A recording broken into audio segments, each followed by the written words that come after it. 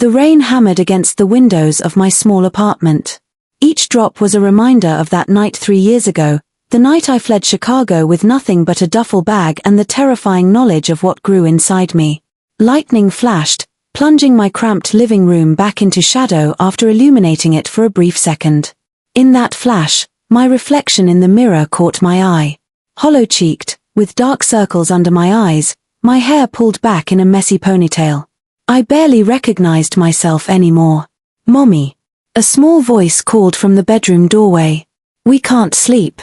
I turned to see my twins, Liam and Luna, clutching their matching stuffed elephants. At 2.5 years old, they were identical to their father in so many ways.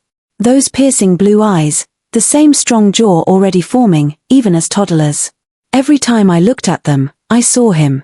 It was my deepest terror and my greatest joy. "Come here, my loves," I whispered, opening my arms.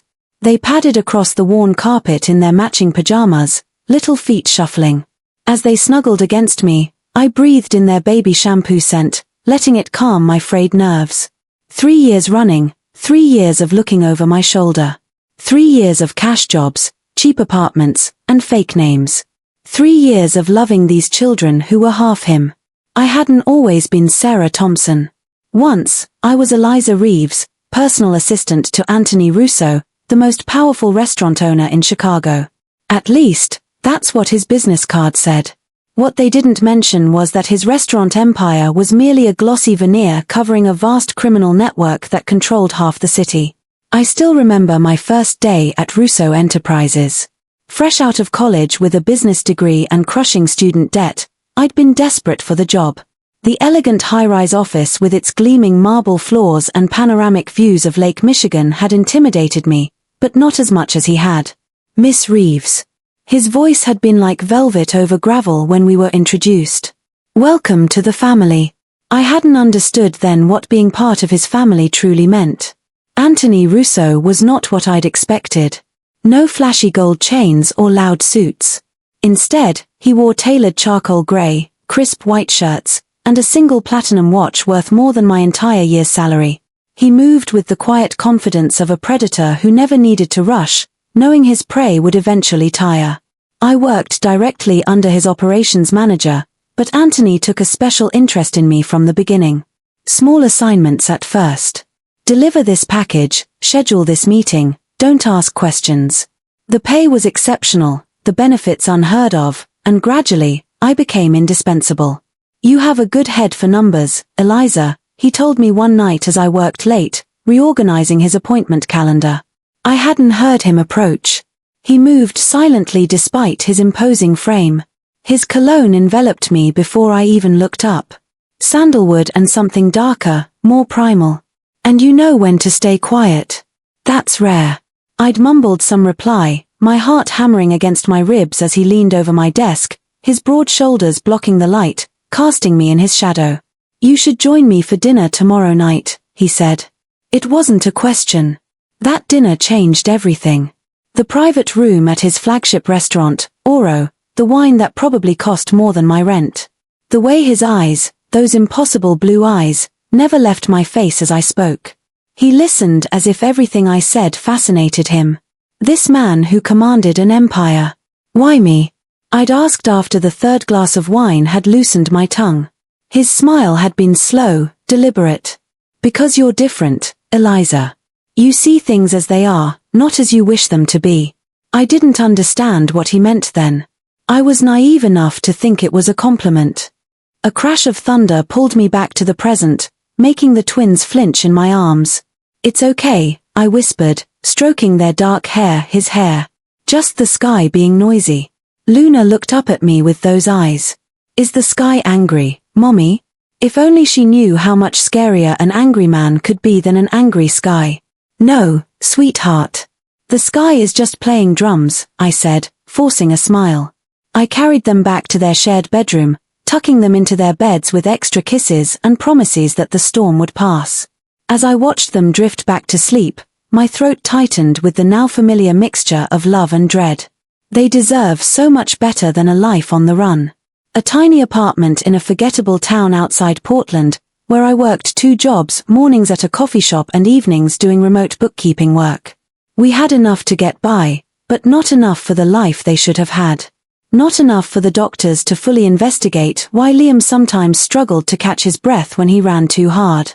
Back in the living room, I pulled out the locked box from under the loose floorboard beneath my second-hand couch. Inside was $4,217, my emergency fund, along with 3 different sets of identification documents and a small .38 revolver I'd never fired but kept loaded. Next to these was a worn photo I couldn't bring myself to destroy. Anthony and me at the charity gala, his arm possessively around my waist, both of us smiling as if we had a future. That was 2 weeks before I discovered what happened to people who betrayed Anthony Russo. I'd been working late again, finalizing preparations for a major restaurant opening, when I'd accidentally opened the wrong spreadsheet on the shared drive. Instead of supplier costs, I found myself looking at shipment schedules, coded payments, and what could only be described as a hit list, names with dates next to them. Dates that, when I later checked the Chicago Tribune archives, matched exactly with reported accidents and suicides. I'd closed the file immediately, but not before Marco, Anthony's head of security, had seen me from the doorway. His face had remained impassive, but I knew in that moment I'd signed my death warrant. I should have run that night. Instead, I'd convinced myself I was overreacting, that Anthony would protect me, that what we had those nights in his penthouse, his promises, the way he looked at me as if I were the only woman in the world, meant something. The next day, I overheard Marco and Anthony in his office. She saw the Dresden file, Marco's voice, flat and emotionless. A long pause. "You're sure?" "Yes, boss." Another pause, longer this time. "I'll handle it." Just 3 words, but they chilled me to the bone. I knew then what handling it meant in Anthony's world. That night, Anthony had been particularly attentive. He'd brought me to his penthouse, cooked dinner himself, a rarity, and opened a bottle of wine he'd been saving for a special occasion. To us, he toasted, his eyes never leaving mine as we clinked glasses. I'd pretended to drink while my mind raced through escape scenarios. "You seem distracted tonight, Kara MIA, he'd said, brushing a strand of hair from my face with fingers that had likely ordered dozens of deaths. "Something on your mind?" I forced a smile. "Just tired. End of quarter reports." He'd studied me for a long moment, his expression unreadable. "You know you can tell me anything, don't you, Eliza? Anything at all?" I nodded, wondering if he could hear my heart trying to beat its way out of my chest.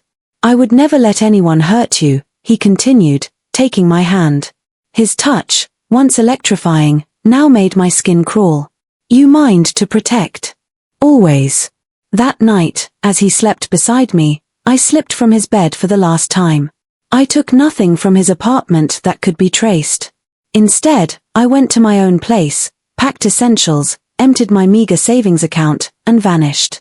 2 weeks later, holed up in a motel room 3 states away, I discovered I was pregnant.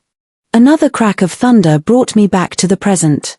I returned the emergency box to its hiding place and checked the locks on the doors and windows, a ritual I performed at least 3 times every night. The storm was getting worse, wind now howling around the eaves of the old building. I was making tea to calm my nerves when I heard it. A sound that didn't belong with the rain and wind. The subtle crunch of tires on wet gravel. Headlights swept across my living room wall for the briefest moment before going dark. My neighborhood wasn't the type where people made social calls at 11:30 p.m. during thunderstorms. I moved silently to the window, carefully peering through a crack in the blinds. A black SUV with tinted windows sat in the small parking lot. Not just any SUV, a Mercedes G-Wagon, exactly like the ones Anthony's security team used. My blood turned to ice. It couldn't be. After 3 years, how could he possibly? A car door opened and a large figure stepped out, unfurling an umbrella. Even through the rain and darkness, I would know that silhouette anywhere. The broad shoulders, the confident stance, the way he surveyed his surroundings before moving, a predator assessing his territory. Anthony. He wasn't alone. 2 more men exited the vehicle, moving to flank him. Even from here, I could see the telltale bulge of shoulder holsters beneath their jackets. My mind went blank with terror for one paralyzing moment before instinct kicked in. I rushed to the twins' room, scooping up Luna first, then Liam. They stirred but didn't fully wake as I placed them on the floor of my bedroom closet, wrapping them in blankets. "Stay here, my loves," I whispered. "Stay quiet like we practiced in our hiding game. Don't come out until Mommy comes to get you." Their sleepy nods broke my heart. We'd practiced this game too many times for them to question it. I grabbed my emergency box, shoved my feet into sneakers, and had just reached for my phone when I heard it. 3 precise knocks on my front door. "Eliza," called a voice I'd tried so hard to forget. "Open the door, Kara MIA. I know you're in there." Anthony had found me, and I had nowhere left to run. My hands trembled as I backed away from the door, phone clutched to my chest. 3 years of running, of looking over my shoulder, of nightmares where those blue eyes found me in the dark. And now he was here, separated from me by nothing but a flimsy door with a cheap chain lock. "Eliza." His voice was calm, patient. The voice of a man who knew he had all the time in the world. "Don't make this more difficult than it needs to be." My mind raced. The back window? No, his men would be covering all exits. The neighbors, elderly Mr. Peterson on one side who was half deaf, and the young couple on the other who worked night shifts. No one to help. My finger hovered over the 9 on my phone. But what would I tell the police? That the father of my children, a man whose name I'd never put on their birth certificates, had found us? A man who, as far as I knew, had never been charged with a crime despite the empire of violence he controlled. "I just want to talk," Anthony continued. I could picture him standing there, immaculate even in the storm, not a hair out of place. 5 minutes, then if you still want me to leave, I will. Lies. Anthony Russo never walked away from what he considered his. "You have the wrong apartment," I called back, trying to disguise my voice. "There's no Eliza here." A soft chuckle from the other side of the door sent shivers down my spine. "Sarah Thompson, then. That's what you're calling yourself these days, isn't it? Or should I call you Elena Davis? Maria Collins? You've had quite a collection of names since you left Chicago." My knees nearly buckled. He knew everything. Had he always known? Had he been tracking me all this time, watching from the shadows as I built this fragile new life? "What do you want?" I asked, moving closer to the door despite myself. The pull he had on me, even now, was terrifying. "Open the door and I'll tell you." My fingers brushed against the chain. One simple movement and he would be in my life again. Back in my home. My brain screamed at me to run, to grab the twins and flee through the fire escape. But something deeper, something I couldn't name, made me hesitate. "How did you find me?" I needed to know. "Your mother's illness." 2 words that made the floor drop from beneath me. Mom had been diagnosed with stage 4 cancer 3 months ago. I'd risked everything to visit her in the hospice in Seattle, using yet another fake ID. I'd been so careful. "You've been watching my mother." Rage replaced fear, hot and sudden. "She's dying, Anthony. She has nothing to do with this." "I've been paying for her care since the diagnosis," he replied simply. "The best oncologists, experimental treatments, anything that might help." I couldn't process what he was saying. My mother's doctors had told her about an anonymous benefactor who'd covered her transfer to the prestigious cancer center. That had been Anthony. "Why would you, because she's the grandmother of my children," he cut in, his voice hardening for the first time. "Children you kept from me for nearly 3 years. There it was. The real reason he'd come. "How long have you known?" I whispered, leaning my forehead against the door. "About the twins?" 6 months. "About where I was?" 3 months. "I've had men watching this apartment for weeks, making sure you were safe." Safe. As if I'd ever been in danger from anyone but him. "If you knew where I was, why wait until now?" I needed to be sure. Of what? That they're mine. I laughed, a harsh sound with no humor in it. "Have you seen them? They're the spitting image of you. Open the door, Eliza." No longer a request. A command. My hand moved to the chain before I could stop myself. Some part of me, the part that had once loved him, that still woke breathless from dreams of his touch, wanted to see him, to end this chase once and for all. The door swung open. Anthony stood in the hallway, larger than I remembered, filling the door frame with his presence. The years had been kind to him, a few more strands of silver in his dark hair, perhaps, the lines at the corners of his eyes slightly deeper. He wore a black overcoat, perfectly tailored as always. Not a drop of rain on him despite the storm. Behind him stood Marco and another man I didn't recognize, both scanning the hallway, hands inside their jackets. His eyes, those devastating blue eyes, traveled over me slowly, taking in the changes. I was thinner now. My once carefully maintained appearance replaced by the practical simplicity of a single mother with barely enough time to shower, let alone style her hair or apply makeup. "You look tired," he said softly.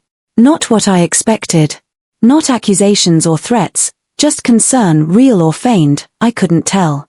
"That happens when you're raising twins alone while working 2 jobs, I replied, keeping my voice steady. Something flickered across his face, regret, anger, it was gone before I could identify it. "May I come in?" As if I had a choice. As if he wouldn't simply push past me if I refused. Still, maintaining the illusion of control seemed important. 5 minutes, I said, stepping back. "And keep your voice down. They're sleeping." I watched as Anthony signaled to his men to remain outside. He stepped into my apartment, his expensive cologne bringing with it a rush of memories I'd tried so hard to bury. Nights at the opera, mornings in his bed, his hands in my hair as he whispered promises against my skin. He took in my small living room with a single sweep of his gaze, the second-hand furniture, the toys hastily stashed in a basket, the pile of bills on the coffee table. His jaw tightened almost imperceptibly. "This is how you've been living?" he asked quietly.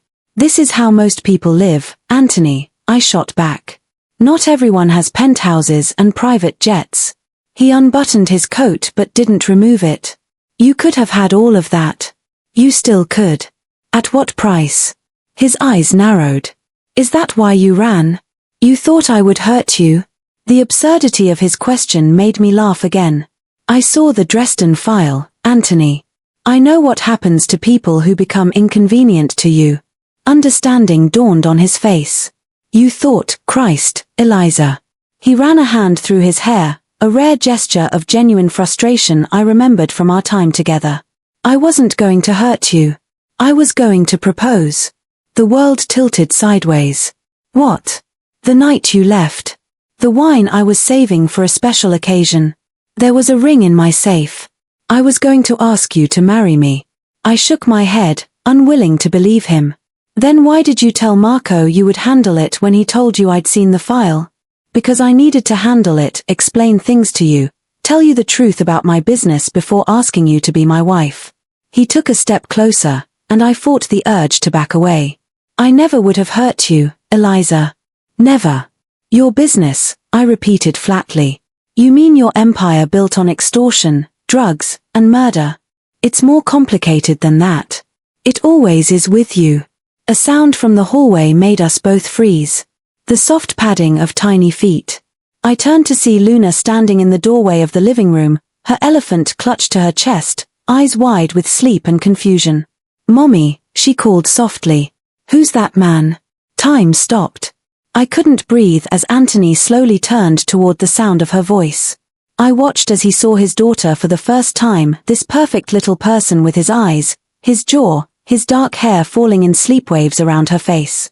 The expression that crossed his features then was one I'd never seen before on Anthony Russo's face. Shock, wonder, something that looked almost like fear. He took a half step toward her, then stopped, looking back at me as if asking permission.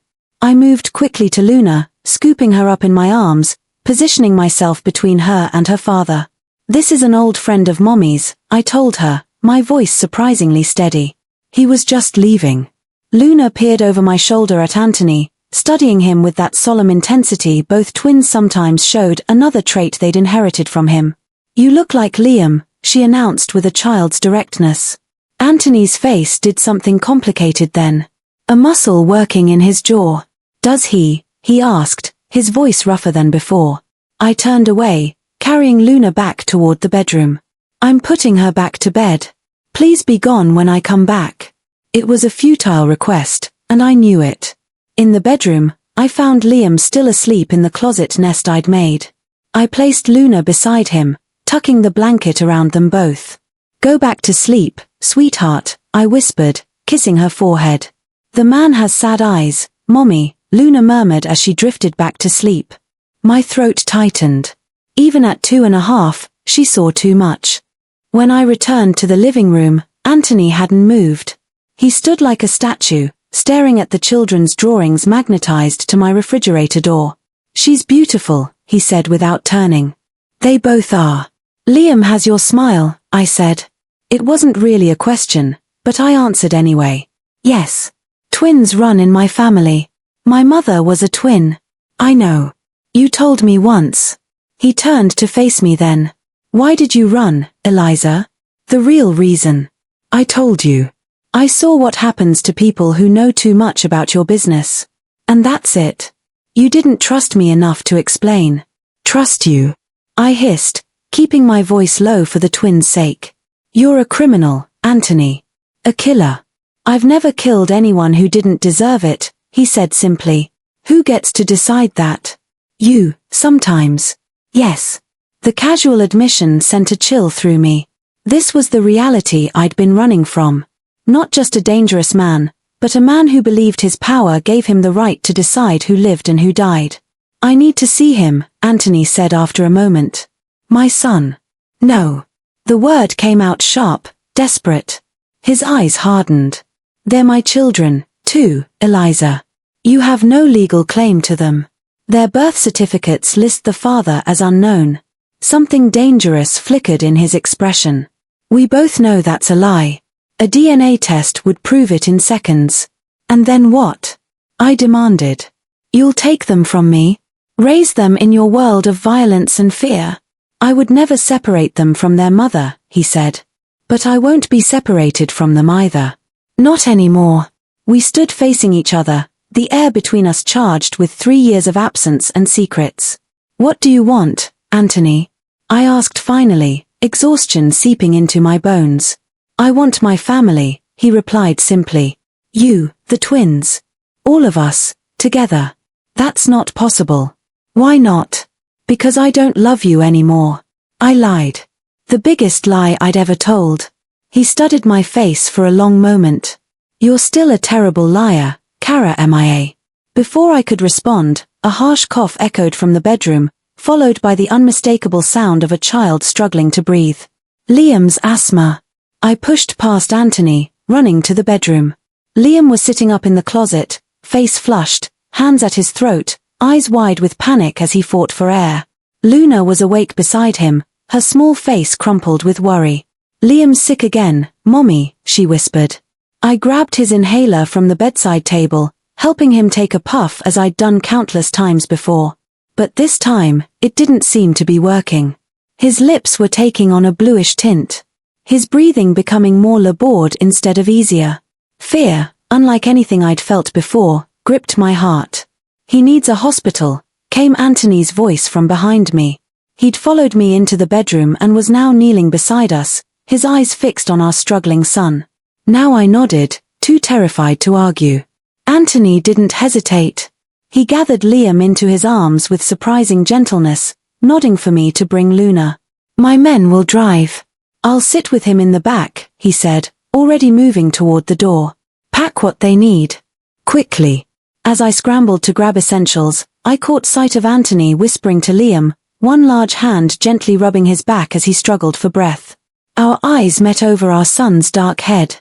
In that moment, I knew with absolute certainty that our lives had changed forever. Anthony Russo had found his children, and he would never let them go again, which meant he would never let me go either. The hospital waiting room was painfully bright after the darkness of the storm. I sat rigid in an uncomfortable plastic chair, Luna asleep across my lap, her weight both comforting and constricting. My eyes never left the swinging doors through which they'd taken Liam, Anthony following close behind. He's going to be okay, Anthony had assured me before disappearing with the doctors, his tone brooking no argument, as if he could command even illness to retreat from his son. Marco stood by the entrance, his face impassive as ever, While the second guard positioned himself near the emergency exit, Anthony's men creating a perimeter, protecting us or ensuring we couldn't leave. I stroked Luna's hair, my mind replaying the frantic drive to the hospital. Anthony in the back seat with Liam, speaking to him in soothing tones, first in English, then slipping into Italian when Liam's panic worsened. I hadn't known Anthony spoke Italian to children. There was so much I didn't know about the man who was my children's father. Miss Thompson?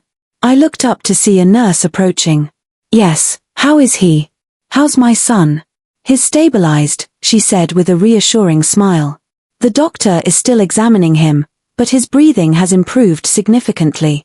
Relief washed over me, so powerful I nearly wept. Can I see him? Soon. The doctor wants to run a few more tests. She hesitated. Your husband asked me to let you know he's staying with your son. He said not to worry. My husband. I didn't correct her. Thank you, I managed to say. When she left, I glanced at Marco, who was watching me with that unnerving steadiness. Has he always known where I was? I asked, unable to help myself. Marco's expression didn't change. No. But he was looking. Every day. The simple confirmation sent a complicated mixture of emotions through me. Fear, certainly, but also something else, something I refused to name. Why now, after 3 years? Marco studied me for a long moment before answering. The boss believed you'd return on your own. When you didn't. He shrugged one shoulder. He never stopped looking, but he only found you when you went to see your mother. And he's been watching us since then. For 3 months. Protecting you, Marco corrected. Making sure you were safe. I laughed bitterly. Safe from whom? The only person I've been running from is him. Marco didn't respond, but something in his expression made me uneasy. Before I could press further, the doors swung open, and Anthony emerged, speaking quietly with a doctor. Even in this sterile environment, among medical professionals and worried families, he commanded attention. People instinctively moved out of his path, responding to something primal in his bearing that signaled predator. He spotted me and nodded once before returning to his conversation with the doctor. I couldn't hear what they were saying, but I could see the doctor's demeanor change from professional detachment to eager agreement. Money changing hands. A threat. With Anthony, it was impossible to know where charm ended and coercion began. When he finally approached me, his face was grim. What did they say? I asked, fear returning. You said he was going to be okay. He is. For now. Anthony sat beside me, close enough that I could feel the heat radiating from his body. But his condition is more serious than simple asthma. The doctor wants to admit him for observation and more tests. My stomach dropped. What kind of tests? Pulmonary function, blood work, cardiac evaluation. He named each one with clinical precision, as if distancing himself from the reality that these tests were for his son. Our son. I can't afford, don't. He cut me off, anger flashing in his eyes. Don't even finish that sentence. Money is not an issue. It never was. I looked away, shame and pride warring within me. I didn't want your money. Clearly, his gaze swept over my worn clothes, the holes in my sneakers. You've been struggling, working yourself to exhaustion. While our children, he stopped, getting his emotions under control. Why didn't you at least access the account I set up for you? Before we even met. It's still there, untouched. I stared at him. What account? Something like surprise crossed his face. The trust. 5 million in your name. I showed you the paperwork the night of the Ferguson merger. I shook my head slowly. I thought that was just for the project. Temporary access. It was yours, Eliza. It still is. He studied me. You really didn't know? No. He leaned back, processing this. So you've been working 2 jobs, living in that apartment, struggling to provide for our children, when all this time you could have. He cut himself off, jaw tight. I wouldn't have taken it even if I'd known, I said quietly. Out of pride. Or fear. Both, I thought, but didn't say. The silence stretched between us, broken only by the hospital sounds and Luna's soft breathing. Finally, Anthony spoke again, his voice lower. Has he had these attacks before? I nodded. A few times. The doctor in Seattle said it was asthma, prescribed the inhaler. But it's been getting worse. And you didn't think to get a second opinion? More tests. The accusation stung, not least because I'd asked myself the same question countless times. I did what I could with what I had, Anthony. Health insurance isn't exactly easy to get when you're living under a false identity. Regret flickered across his face.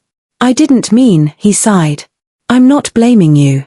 I just can't understand why you chose this life for them. For yourself. I chose safety, I said firmly. From you. Not a question. Yes. I would never have hurt you, Eliza. Never. The intensity in his eyes made my heart stutter. You were the one person in my life who saw me. Really saw me. Not the power or the money or the fear I instill in others. Just me. I saw all of it, Anthony, I whispered. Including the darkness.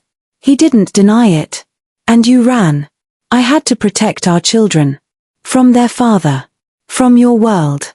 He was silent for a long moment, his eyes moving from my face to Luna, sleeping peacefully in my arms, unaware of the tension surrounding her. When he spoke again, his voice was different. Resolute. Final. That life is over now, he said.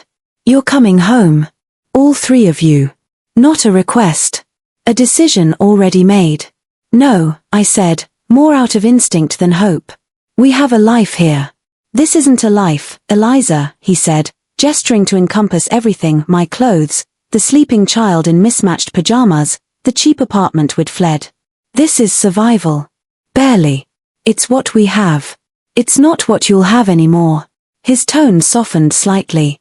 I've missed 3 years of their lives. I won't miss another day. Before I could respond, a nurse appeared. Mr. Russo? You can see your son now. Anthony stood, extending his hand to me. Come.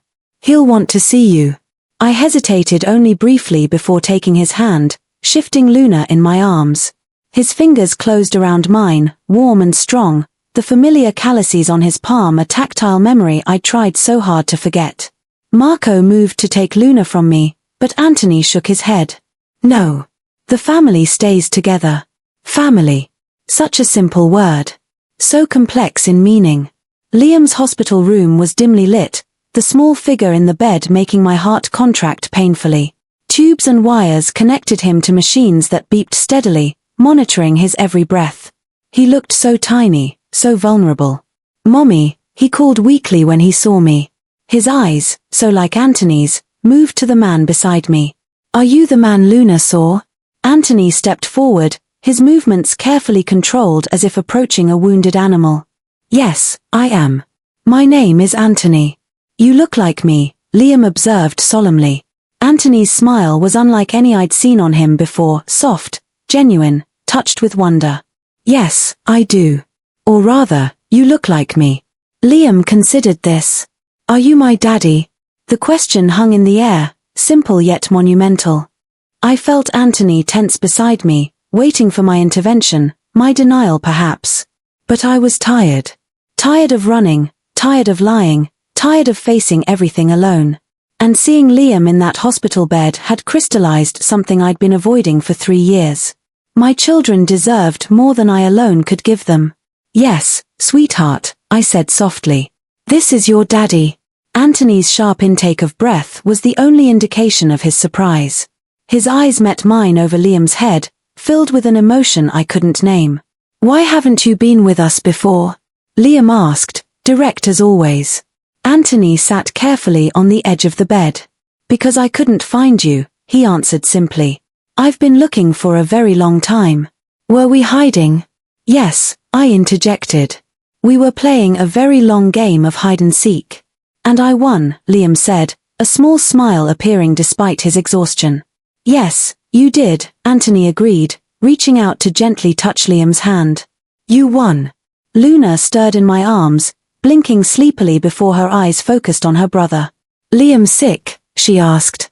Yes, but the doctors are making him better, I assured her, moving closer to the bed so she could see her twin was okay. Daddy's here, Liam told Luna matter-of-factly, pointing at Anthony. Luna's eyes widened. She looked from Anthony to me, seeking confirmation.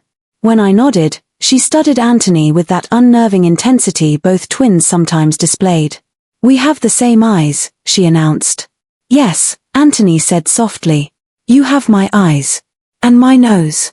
Luna asked, touching her small nose. Anthony smiled. "Your nose is all your mother's." "Perfect." The casual compliment made heat rise to my cheeks. I placed Luna on the bed next to Liam, watching as the twins instinctively shifted to accommodate each other, a synchronized dance they'd been performing since before birth. "They've never been separated," I told Anthony quietly. "Not for a single night." He nodded, understanding what I wasn't saying. Whatever happened next, the twins must stay together. A doctor entered the room, clipboard in hand. "Mr. and Mrs. Russo, could I speak with you for a moment?" Again, I didn't correct the assumption. Anthony placed a hand at the small of my back as we stepped into the hallway, the familiar gesture both comforting and unsettling. "We've stabilized Liam's breathing, but I'm concerned about some of his preliminary test results," the doctor explained. "His oxygen saturation levels are lower than I'd like to see, and there are some anomalies in his heart rhythm that warrant further investigation." "What are you saying?" I asked, fear clutching at my throat. "I'd like to transfer Liam to Children's Hospital in Seattle. They have a pediatric pulmonary specialist who could better evaluate his condition." "Seattle is over 3 hours from here," I pointed out. "It's the best facility in the region for pediatric cardiopulmonary issues," the doctor replied. Anthony's hand tightened slightly on my back. "When would he need to be transferred?" "As soon as possible. Tomorrow morning, ideally." "Make the arrangements," Anthony said decisively. "Whatever he needs." The doctor nodded. "I'll start the paperwork." He hesitated. "There are financial considerations, not an issue," Anthony cut in. "My assistant will handle everything." After the doctor left, I turned to face Anthony. "Seattle is where my mother is." "I know." His expression softened slightly. "You can see her while we're there." I told you, Eliza. I'm not leaving my children again. Where they go, I go. And where you go, your security goes," I said, nodding toward Marco, still stationed at the end of the hallway. "Always. No apology, no explanation. Just fact." I closed my eyes briefly, feeling the walls of my carefully constructed life crumbling around me. I need to go back to the apartment. Pack some things for the twins, for the hospital stay. Marco will take you. I'll stay with the children. The thought of leaving the twins with Anthony, a man they'd just met, a man I'd fled from, made panic rise in my throat. But looking at him now, seeing the concern in his eyes as he glanced back toward Liam's room, I knew he would protect them with his life. "Okay," I agreed. "But I'll be back in an hour." "No longer." He nodded. "I'll be here." As I followed Marco toward the exit, I glanced back to see Anthony returning to the hospital room, his tall frame silhouetted in the doorway for a moment before he disappeared inside. "To our children." Outside, the storm had passed, leaving the world washed clean, the air sharp with the scent of rain-soaked earth. Marco led me to the SUV, opening the passenger door with unexpected courtesy. "He never stopped looking for you," Marco said as we pulled away from the hospital. "Not for a single day." I stared out at the wet streets, trying to process everything that had happened in the span of a few hours. "Did he know about the pregnancy?" "No," Marco kept his eyes on the road. "Not until he found you." "Would it have mattered if he'd known?" Marco glanced at me briefly. "It would have changed everything. The boss, he values family above all else." Family. Such a loaded word in Anthony's world. Family meant loyalty, protection, belonging. It also meant ownership, control. "He won't let us go, will he?" I asked, already knowing the answer. "No," Marco replied simply. "He won't." As we pulled up to my apartment building, I saw it differently now, the peeling paint, the broken security light, the rusty playground equipment in the small yard. For 3 years, this had been our sanctuary. Now it just looked sad. Inadequate. "I'll wait here," Marco said. Inside, The apartment felt empty, abandoned already. I moved through the rooms, gathering clothes, toys, the stuffed elephants the twins couldn't sleep without. In the bathroom, I caught sight of myself in the mirror, pale, exhausted, fear etched into every line of my face. For 3 years, I'd been running from Anthony Russo. Now he'd found us, and nothing would ever be the same again. The question was, what happened next? The transfer to Seattle Children's Hospital went smoothly the next morning. Too smoothly. A private ambulance appeared precisely at 8 a.m., along with a medical team that clearly wasn't standard hospital staff. The head nurse who'd been caring for Liam overnight looked both impressed and intimidated. "Your husband has connections," she murmured to me as we prepared Liam for transport. I didn't respond. Anthony's connections were precisely what had terrified me 3 years ago. He'd stayed the entire night, settling into the chair beside Liam's bed with the easy confidence of a man accustomed to making any space his own. I'd dozed fitfully on the small couch with Luna, waking often to find Anthony's eyes on me in the dim light, his expression unreadable. Now, as I watched the medical team transfer Liam to the transport stretcher, Anthony spoke quietly into his phone, issuing directions in that calm, commanding tone that expected immediate obedience. "The penthouse needs to be prepared." "Yes, all of it. Security protocols alpha level. Dr. Kessler should be on standby." "No, I want him personally. Price is not an issue." I turned away, focusing on explaining to the twins what was happening. "We're going to a bigger hospital in Seattle," I told them, keeping my voice bright, "with doctors who specialize in making little lungs work better." "Will Daddy come, too?" Luna asked, loud enough for Anthony to hear. She'd taken to the term with surprising ease, as if she'd been waiting her whole life to say it. Anthony ended his call and approached us, kneeling to Luna's eye level. "Yes, Principessa. Daddy will be there the whole time." The Italian endearment slipped out naturally, and Luna beamed in response. Already, she was falling under his spell, the same charismatic gravity that had pulled me into his orbit years ago. "Can we go in your big car?" Liam asked from the stretcher, his voice stronger today, though still worryingly raspy. "The doctors need to take you in a special medical vehicle," Anthony explained. "But Luna can ride with me, if that's okay with your mother." He glanced up at me, a question in his eyes. I hesitated. The thought of separating the twins, even briefly, went against every instinct. But the alternative, riding in the ambulance while leaving Luna alone with Anthony, seemed equally impossible. "I'll go with Liam," I said finally. "You take Luna. But we stay together on the road. No day tours. No separating." Something like approval flickered in Anthony's eyes. "Agreed." The journey to Seattle was surreal. I sat beside Liam in the ambulance, watching the medical team monitor his vitals with professional efficiency. Through the small rear window, I could see Anthony's Mercedes following at a precise distance, never falling behind, never drawing too close. Liam drifted in and out of sleep, the medication making him drowsy. During his waking moments, his questions were all about Anthony. "Is Daddy rich? He has a fancy watch. Does Daddy live in a castle? Luna thinks so. Why didn't you tell us about Daddy before?" Each question pierced my heart. How could I explain to a 2-year-old why I'd kept his father from him? How could I make him understand my fear without making Anthony into a villain? "Sometimes grown-ups make complicated decisions," I said finally. "Daddy and we had some things to figure out. But now he found us," Liam said, satisfaction in his small voice. "So we can be a real family." A real family. Such a simple concept to a child. So impossibly complex in reality. By the time we reached Seattle Children's Hospital, I'd steeled myself for what was coming. Anthony Russo was back in our lives, and fighting it would only hurt the twins. For their sake, especially for Liam's health, I would need to find a way to coexist with the man I'd run from. The man who, despite everything, still made my pulse quicken when his eyes met mine. The hospital had clearly been prepared for our arrival. We were whisked through a private entrance to a luxurious suite that looked more like a hotel room than a hospital ward. A team of specialists was waiting, including a distinguished older doctor who greeted Anthony with the familiarity of a long acquaintance. We'll start the comprehensive assessment immediately, the doctor told us. Don't worry, we'll take excellent care of your son. The next few hours passed in a blur of tests, consultations, and medical terminology that left my head spinning.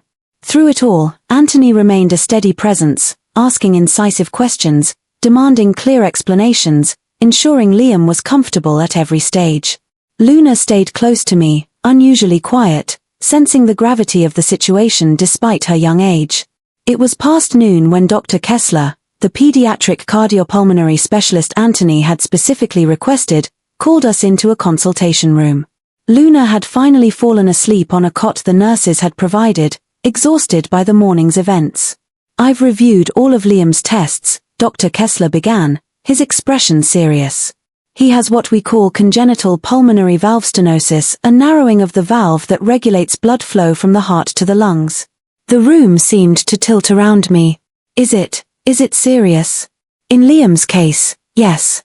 The stenosis is severe enough to be restricting blood flow significantly, which explains his breathing difficulties and the bluish tint you've sometimes noticed in his lips. Can it be treated? Anthony asked, his voice controlled but tight. Yes. He needs surgery to repair or replace the valve. Dr. Kessler's eyes moved between us. The good news is that with proper treatment, children with this condition often go on to lead completely normal lives. Surgery, I whispered the word, my worst fears confirmed. How dangerous is it? All surgery carries risks, Dr. Kessler acknowledged. But this procedure has a high success rate, especially in a child Liam's age. When? Anthony's question was direct, practical. As soon as possible. I'd recommend scheduling it for early next week. That gives us time to complete a few more specialized tests and get Liam in the best possible condition for surgery. After Dr. Kessler left, I remained frozen in my chair, overwhelmed by the diagnosis, by the thought of my little boy undergoing heart surgery. Anthony moved to kneel before me, taking my cold hands in his warm ones. He's going to be fine, he said firmly. Kessler is the best in the country. I made sure of it. I looked into his eyes, those impossibly blue eyes that both our children had inherited. How can you be so certain? Because I won't accept any other outcome. The absolute conviction in his voice was both terrifying and comforting. This was the Anthony I remembered, the man who bent the world to his will through sheer force of determination. I'm scared, I admitted, the words barely audible. His hands tightened on mine. I know. But you're not alone anymore, Eliza. We'll face this together. Together. The word hung between us, loaded with implications neither of us was ready to address. I need to see my mother, I said suddenly. If Liam is going to be here for days before the surgery. Anthony nodded. Of course. She's at Seattle Grace Hospice, about 20 minutes from here. Marco can take you this evening, once Liam is settled. The fact that he knew exactly where my mother was staying didn't surprise me anymore. Of course he knew. Anthony Russo left nothing to chance. Thank you, I said, the words feeling insufficient. For bringing us here. For making sure Liam gets the best care. Something softened in his expression. He's my son, Eliza. There's nothing I wouldn't do for him. He paused, eyes intent on mine. For either of them. Or for you. Before I could respond, a nurse entered to inform us that Liam was back in his room, asking for us. The moment broke, and we returned to our son's side. The rest of the day passed in the strange limbo of hospital time, stretches of tedious waiting punctuated by bursts of activity as doctors and nurses came and went. Anthony worked from Liam's room, making calls and sending emails, seamlessly shifting his empire's operations to Seattle without missing a beat. Occasionally, I caught fragments of his conversations, references to shipments, accounts, territorial disputes resolved with a few carefully chosen words. It was easy to forget, watching him read a picture book to the twins with exaggerated voices that made them giggle, that this was the same man whose name was whispered with fear in Chicago's criminal underworld. Easy to forget, until Marco appeared at the door with a quiet message that made Anthony's expression darken momentarily before he excused himself. Business, he explained briefly. I won't be long. In his absence, I helped the nurses get Liam settled for the night. Luna refused to leave her brother, curling up beside him on the hospital bed despite my gentle attempts to separate them. Let them be, the night nurse advised with a kind smile. Sometimes the best medicine is the comfort of someone you love. I watched my twins drift off to sleep, their dark heads close together on the pillow, their breathing synchronized as it had been since before birth. The sight made my chest ache with love and fear. Love for these perfect beings I'd created. Fear for what the future held now that Anthony had found us. As if summoned by my thoughts, he appeared in the doorway, his expression unreadable. They're asleep. I nodded. Luna wouldn't leave him. They're connected, he observed. More than ordinary siblings. They always have been. Even in the womb, the ultrasound showed them holding hands. Anthony moved to stand beside me, gazing down at our sleeping children. I missed so much, he said quietly, regret evident in his voice. Their birth. First steps. First words. Liam's was book, I found myself saying. Luna's was no. They were both early talkers. A small smile touched his lips. Of course they were. They're Russo's. The simple statement sent a shiver through me, a reminder that these children weren't just mine anymore. They were heirs to the Russo name, to all the power and danger that entailed. Your mother, Anthony said after a moment. Marco is ready to take you whenever you'd like. I hesitated, looking back at the twins. I don't want to leave them. I'll be here, Anthony assured me. Nothing will happen to them while I'm watching over them. Of that, at least, I was certain. Whatever else Anthony Russo might be, he would protect his children with his life. Okay, I agreed. I won't be long. The drive to the hospice was quiet, Marco's silence giving me space with my thoughts. Seattle's lights blurred through rain-streaked windows. The city was so different from the small town I'd been hiding in, yet still not the urban jungle of Chicago. I wondered if Anthony would try to take us back there, back to the heart of his empire, or if he'd allow us to start fresh somewhere else. The hospice was tastefully understated, more like a high-end retirement community than a place where people came to die. The receptionist recognized me immediately. Mrs. Thompson, welcome back. Your mother's been asking for you. I'd visited 3 times in the past 3 months, each time using a different identity, each time watching my once vibrant mother fade a little more. Now, knowing what Anthony had told me, I looked around with new eyes. The expensive artwork on the walls, the fresh flowers at every turn, the staff-to-patient ratio that far exceeded standard care. Had this all been Anthony's doing? My mother's room was at the end of a quiet hallway, with large windows overlooking a garden illuminated by soft landscape lighting. When I entered, she was awake, propped up on pillows, watching the rain. She looked smaller than I remembered, more fragile, the disease eating away at her once sturdy frame. Eliza, she said, using my real name, a name she hadn't spoken aloud in 3 years. He found you, didn't he? I froze in the doorway. What? Anthony Russo. He came to see me last month. The revelation stunned me into silence. Anthony had visited my dying mother. Had sat in this very room, perhaps in the chair beside her bed. What did you talk about? I finally managed. You. The twins. She patted the bed beside her, and I sat, taking her frail hand in mine. He showed me pictures. They're beautiful, Eliza. So like him. You knew who he was. All this time? She nodded slowly. I knew you were working for him in Chicago. And I guessed, when you showed up on my doorstep 3 years ago, terrified and pregnant. I guessed who the father was. Why didn't you say anything? Would it have changed your decision to run? She asked simply. No, I realized. It wouldn't have. Nothing could have made me stay. Not after seeing that file. Not after overhearing that conversation between Anthony and Marco. He's been paying for all this, hasn't he? I gestured around the luxurious room. Yes. No apology in her tone. He came to me directly after finding you. Said he wanted to ensure I received the best care possible. As the grandmother of his children. And you accepted. From a man like him? My mother's eyes, still sharp despite her illness, fixed on mine. A man like him? You mean the father of your children? The man you loved enough to have those children with? It wasn't like that, I protested weakly. I didn't know I was pregnant when I left. But you loved him. It wasn't a question, so I didn't answer. Instead, I asked, what did he tell you? About why I ran? He said you'd seen something that frightened you. That you misunderstood. She squeezed my hand. He also said he'd never stopped looking for you. That finding you and the children was all that mattered to him. She studied me. Do you believe him?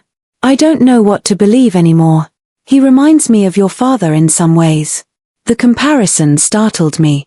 My father had been a construction foreman, hard-working, strict, utterly devoted to his family. Nothing like the criminal empire builder I'd fled from. Dad wasn't anything like Anthony, I objected. Not in circumstances, no. But in nature. She smiled faintly. That same intensity. The same absolute certainty that he knows what's best for his family. The same willingness to do whatever necessary to protect what's his. What's his? The possessive phrase echoed in my mind, reinforcing the truth I'd been avoiding. In Anthony's world, we were his. His children. His woman. His to protect. His to control. Liam is sick, I said, changing the subject. We're at Children's Hospital. He needs heart surgery. Concern washed over my mother's face.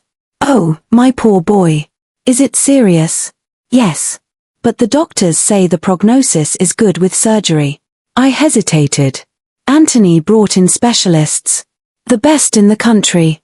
She nodded, unsurprised. Of course he did.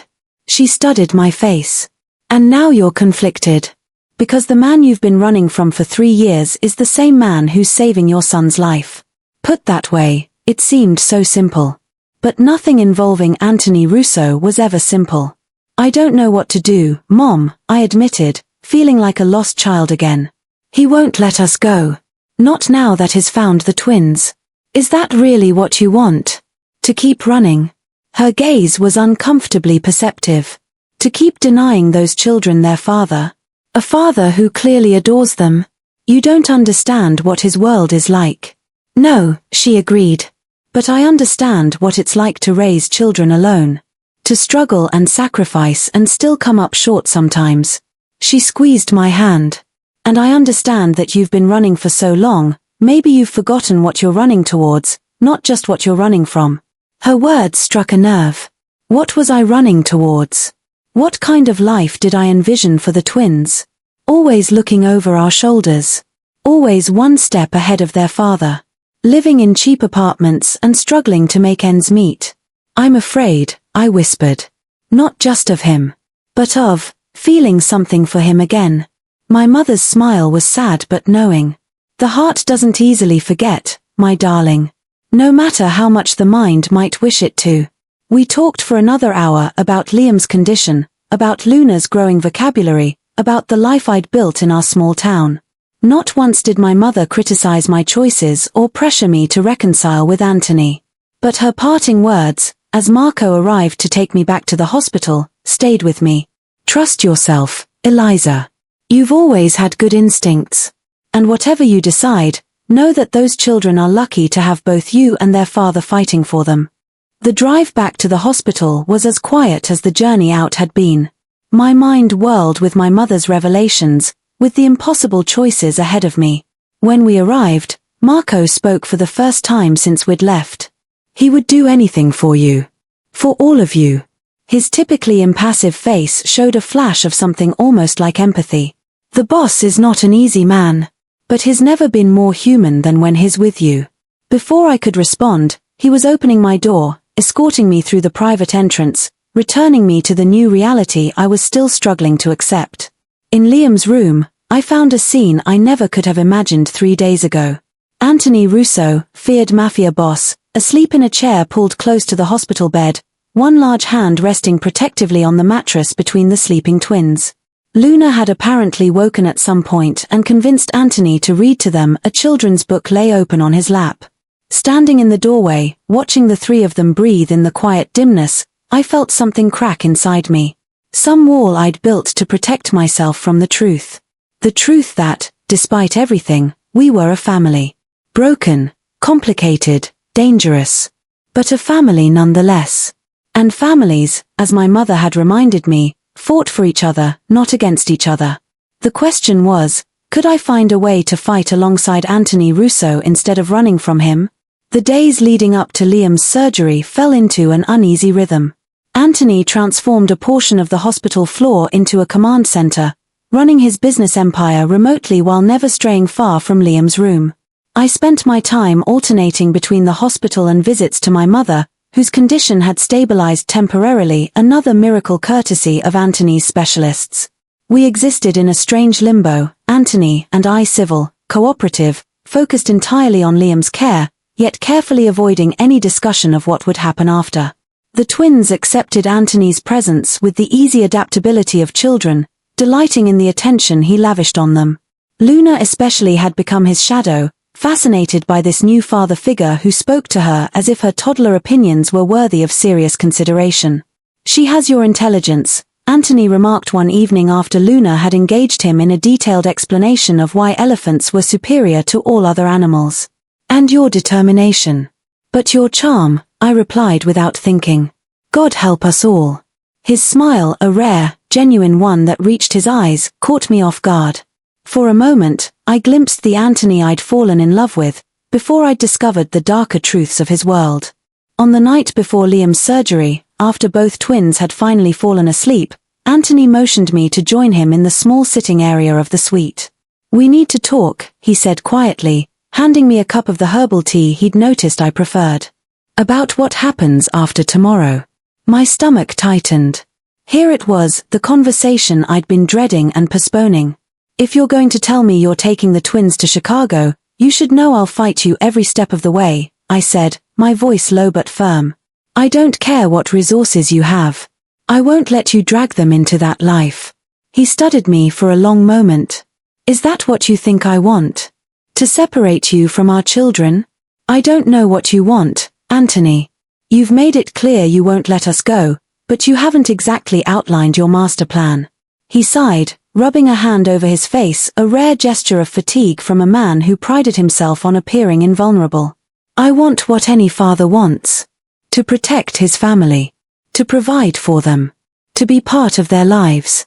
Your protection comes with a price. Your enemies become their enemies. My enemies are no longer a concern." His tone was final, absolute.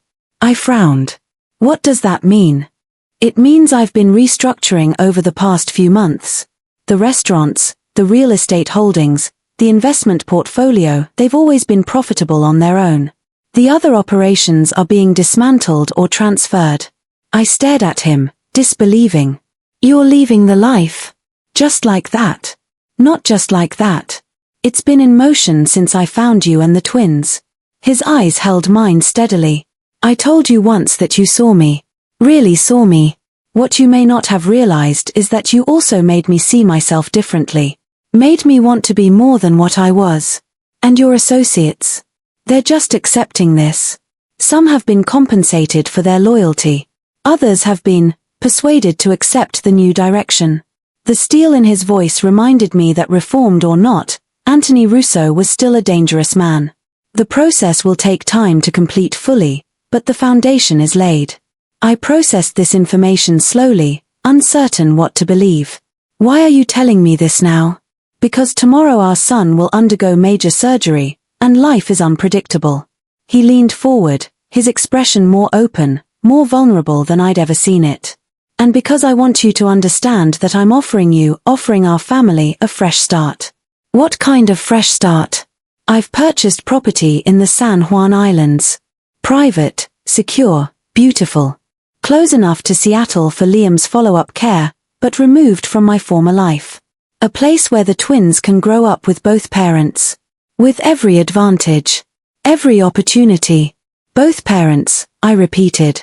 "I mean, I want you with me, Eliza. Not as a hostage. Not out of obligation. But because we belong together. The four of us." The directness of his declaration left me speechless. 3 years I'd spent running from this man, convinced he would destroy me if he found me. Now he sat before me offering everything I'd ever wanted for my children. Security. stability, a father who adored them, and implicitly, something I'd refused to admit I still wanted for myself. Him. I can't just forget everything, I said finally. The things you've done. The person you've been. I'm not asking you to, he replied. I'm asking you to see the person I'm becoming.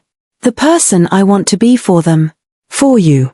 I looked away, unable to face the intensity in his eyes. I need time, Anthony. It's too much. Especially now, with Liam's surgery tomorrow. He nodded, accepting this without argument. Take all the time you need. But know this, Eliza. I am not the villain in your story. I never was. Later that night, unable to sleep, I stood by the window of Liam's room, watching the lights of Seattle shimmer through a light rain. Anthony had gone to make calls, giving me space after our conversation. The twins slept peacefully, their matching dark heads stark against white hospital pillows. A fresh start. Was it possible? Could Anthony Russo really leave behind the empire he'd built through violence and fear? Could I trust that the man who'd made me fall in love with him years ago was the real Anthony, not the criminal whose name made hardened men tremble? More importantly, could I trust myself with him again? My phone buzzed with a text from my mother. Whatever you decide, follow your heart. It led you to those beautiful children. Maybe it knows something your fear doesn't.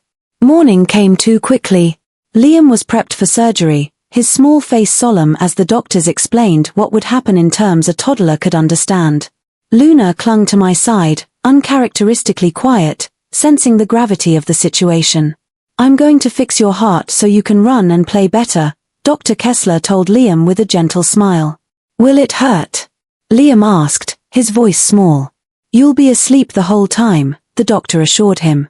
You won't feel anything. I'll be right here waiting when you wake up, I promised, smoothing his dark hair. And me, Anthony added, his large hand engulfing Liam's tiny one. Daddy will be right here, too. As they prepared to take Liam to the operating room, Luna burst into tears, reaching for her twin. Don't want Liam to go. I knelt beside her, my heart breaking at her distress. Liam needs to go with the doctors so they can make him better. We'll see him very soon. She shook her head violently, inconsolable. It was Anthony who found the solution, kneeling beside us both. Luna, Principessa, do you know what a guard is? He asked seriously. She hiccuped, momentarily distracted. Like police. Like a protector. Someone who watches over someone very important. He glanced at me, seeking permission before continuing. Liam needs a special guard while the doctors help him. Someone brave. Someone who loves him very much. Me? Luna asked, eyes wide. You, Anthony confirmed. But you have to guard him from right here, with Mommy and me. Can you do that? Be brave for Liam. Luna considered this, then nodded solemnly. I can be brave. That's my girl, Anthony said softly, and the pride in his voice made my throat tighten. Watching the medical team wheel Liam away was one of the hardest moments of my life. The small figure on the giant gurney, a stuffed elephant clutched to his chest. My baby, about to undergo heart surgery at barely 3 years old.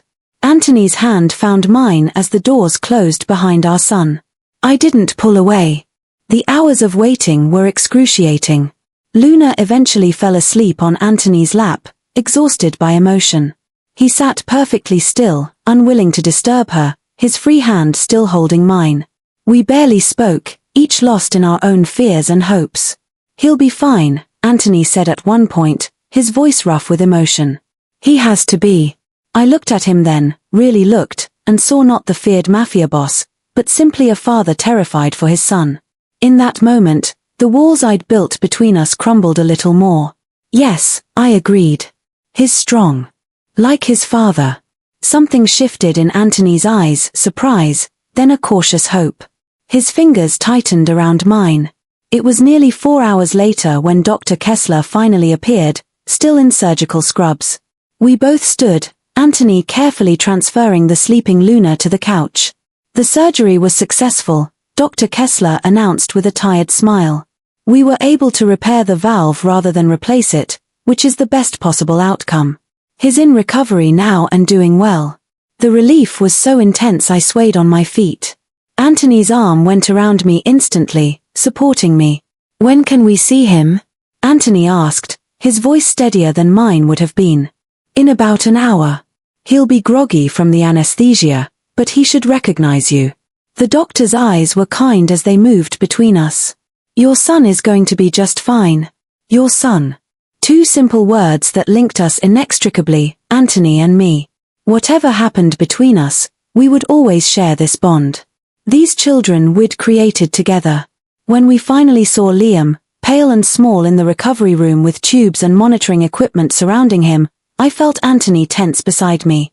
For a man accustomed to controlling everything in his environment, seeing his child like this, vulnerable, hurt, beyond his power to immediately protect, must have been its own kind of torture. Liam's eyes fluttered open as we approached, foggy with medication but seeking familiar faces. "Mommy. Daddy. We're here, sweetheart," I said, carefully taking his hand. "Did they fix my heart?" he asked, his voice barely a whisper. "Yes, Campione," Anthony answered, using the Italian word for champion. "They fixed it. You were very brave. Where's Luna?" "She's sleeping, but she'll be so happy to see you when she wakes up," I assured him. "She's been guarding you, just like Daddy said." Liam nodded, satisfied, before drifting back to sleep, his small chest rising and falling steadily beneath the bandages. Anthony and I stood on either side of his bed, connected by our shared vigil, our shared love for this fragile life between us. The days that followed brought a gradual return to strength for Liam. His recovery was remarkable, the doctors said, faster than they'd expected. Within a week, he was sitting up, playing with Luna, the color returned to his cheeks. Another week, and he was cleared to leave the hospital with regular follow-up appointments scheduled. Throughout it all, Anthony remained a constant presence, efficient, protective, attentive to every detail of Liam's care. I watched him with our children, saw how naturally he'd stepped into the role of father, as if the 3 missing years had never happened. I also visited my mother daily, grateful for the unexpected gift of more time with her. The hospice doctors were cautiously optimistic about a new treatment Anthony had arranged. Not a cure, but potentially months of extended life instead of weeks. "Have you decided?" she asked me one afternoon as we sat in the hospice garden. About Anthony's offer. News traveled fast between Anthony and my mother, I'd discovered. They'd developed an unexpected rapport, united by their shared love for me and the twins. "How did you know about that?" She smiled. "He asked for my blessing." This surprised me. "And what did you tell him?" "That my blessing wasn't the one he needed to worry about." She patted my hand. "But I also told him that I've never seen you look at anyone the way you looked at him. Even now. Even after everything. Is it that obvious? Only to someone who knows you as well as I do." She studied my face. "You're afraid that loving him means condoning what he's done." I nodded, relieved that she understood. How can I reconcile the man he is with the twins, with the man he's been in his other life? People are complicated, Eliza. All of us contain multitudes. She gazed out at the garden, thoughtful. "Your father once broke a man's jaw for insulting me. Did I tell you that?" I stared at her. "Dad did that." She nodded. "Before we were married. The man had been harassing me for weeks. Your father warned him once, then put him in the hospital the next time." She looked back at me. "Does that one act of violence negate the loving father you knew? The man who read you bedtime stories and taught you to ride a bike? That's different," I protested. "One fight isn't the same as what Anthony has done. The scale is different, yes. But the principle," she shrugged. "I'm not telling you what to do, darling. Just suggesting that people can be more than the worst things they've done. They can change, if they have a good enough reason." That evening, after putting the twins to bed in the luxury hotel suite Anthony had arranged near the hospital, I found him on the balcony looking out over the Seattle skyline. He'd discarded his suit jacket and rolled up his sleeves, a glass of whiskey untouched beside him. "We need to talk," I said, echoing his words from before Liam's surgery. He turned, his expression guarded. "About the future. The San Juan Islands. Your proposal." He studied me, careful not to reveal too much. "And I took a deep breath. I want to believe you're serious about leaving that life behind. But I need more than words, Anthony. I need proof. What kind of proof? Time, I said simply. I want 6 months. We'll live in this place you've bought, the 4 of us together. But I keep my own funds, my own car, the freedom to leave if I choose. His jaw tightened. You're still planning to run? No. I'm planning to stay. To try to build something real. But I need to know I'm choosing it freely, not because I have no other option. He considered this. And after 6 months? If you're really leaving that life behind, if we can build something good together, something healthy for the twins, then I'll stay. Permanently. As my wife? He asked directly. The question sent a jolt through me. Let's start with co-parents and see where it leads. A slight smile touched his lips. Always cautious, my Eliza. With good reason, I reminded him. He nodded, acknowledging this. 6 months. Your own resources. Freedom to choose. He extended his hand. Do we have a deal? I took his hand, feeling the familiar warmth, the strength in his grip. We have a deal. 2 days later, we left Seattle, heading for the San Juan Islands. My mother had been settled into a private care facility on the mainland, close enough for regular visits. The twins were excited for their adventure, as Anthony had described it to them. The property, when we arrived, took my breath away. A modern cedar and glass house perched on a bluff overlooking the water, surrounded by towering pines. Private, secure, yet open to the beauty of the Pacific Northwest. Inside was equally impressive, spacious, filled with light, with a playroom for the twins that made their eyes go wide with wonder. Do we live here now? Luna asked, already claiming a bedroom with a window seat overlooking the water. For now, I answered, watching Anthony's expression carefully. Forever, he corrected, his eyes on mine. A promise, not a command. The weeks that followed brought a strange new normal. Anthony worked remotely, his business calls conducted behind closed doors, but never concealed from me. True to his word, he was dismantling certain aspects of his empire, legitimizing others. I watched carefully for signs of the old Anthony, the dangerous one, but saw only the man determined to build a new life for his family. The twins flourished in our new home. Liam grew stronger each day, his heart healing, his energy returning. Luna appointed herself his protector, a role she took very seriously, to Anthony's obvious pride. They called him Daddy now without hesitation, running to him when he appeared, demanding stories and games and the undivided attention he gave so willingly. And slowly, cautiously, Anthony and I began to rediscover each other. Not as boss and employee, not as pursuer and fugitive, but as 2 people who had once loved each other deeply, who shared 2 perfect children, who might against all odds find their way back to something true. It wasn't always easy. We argued about parenting approaches, about my independence, about the shadows of his past that sometimes darkened our present.